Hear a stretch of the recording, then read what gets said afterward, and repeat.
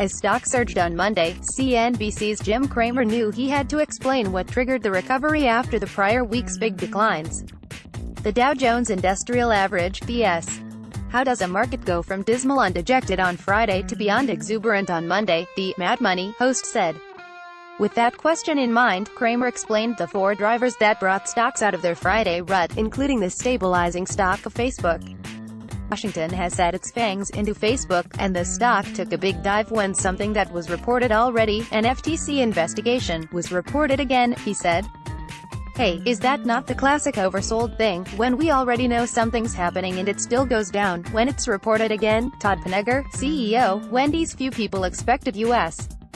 fast food giant Wendy's to drop a hip-hop mixtape, but that's exactly what happened on Friday, and CEO Todd Penegor was all for the exposure. The mixtape, which was called We Beefin' and targeted Wendy's rivals like McDonald's, focused on the chain's core message of serving fresh food, Penegor told CNBC on Monday. It's really about telling our food story, that we are fresh, never frozen, and we called out a few of the competitors along the way, but we want to really make sure that people understand that we are fresh and we're a little bit different, Penegor told Cramer. With a powerful presence on social media and 2.46 million Twitter followers, Wendy's is no stranger to the pop culture scene. The company is very active on social media, frequently targeting competitors and engaging with consumers on a hyper-personal level. And after 20 consecutive quarters of same-store sales growth, a key metric for restaurant operators, Wendy's will continue leveraging its ties to customers, Penegor said. A Chevron petroleum storage tank is seen at Port Everglades in Fort Lauderdale, Florida. In recent weeks, Cramer has noticed a new group becoming hated on Wall Street, the natural gas cohort. Not long ago, everybody was touting this stuff as the cleaner, safer bridge fuel to a clean energy future, the Mad Money host said on Monday. But lately, there's been a major backlash against nat gas from state and local regulators. And their negative attitude appears to have spread to investors. And when he dug deeper, Cramer realized that the weakness went beyond natural gas as a commodity. Shares of natural gas producers, transporters, storage providers, exporters and even utilities that use natural gas to produce electricity have also fallen under pressure from sellers, he said. If you have any exposure to this stuff, you know what? That should scare you, Cramer warned. Because if a brutal winter can't deliver a sustained natural gas rally, can anything? Also on Monday, Paychex CEO Marty Mucci addressed how rising interest rates, job growth and wage growth boost business at his payroll and administrative services company. We're seeing job growth not increasing as much, but it's steady and it's very sustainable, Mucci told Cramer. We're seeing wage growth, as you know, around 2.7%. It's come down a little from the almost 3% we saw, but it's still a 2.7% wage increase.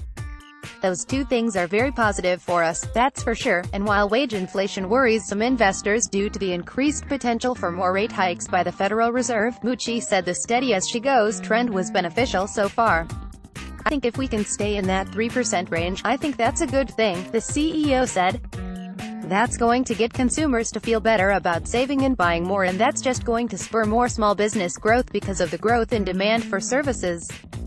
I think that's a very positive thing. Finally, Cramer opined on a new worry among investors that has been bubbling up since the early February sell-off, the potential for ETF selling to cause a market crash. The theory: concentrated ETF selling can overwhelm the actual equities within an ETF and the market will therefore have to come tumbling down, the Mad Money host said. But without systemic risk, Cramer argued that ETF-fueled drops could actually be buying opportunities and the beginnings of prolonged downward spirals.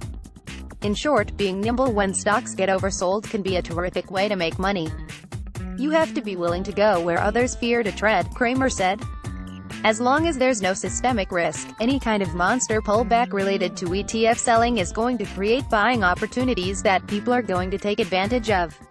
In Cramer's lightning round, he ripped through his take on some callers' favorite stocks. BlackBerry, I've got to tell you, it's got great intellectual property, it's got great growth, and CEO John Chen is for real. Walmart, I think Walmart fell too much on the weakness of the e-commerce slowing down a bit, and I think it's okay for a buy.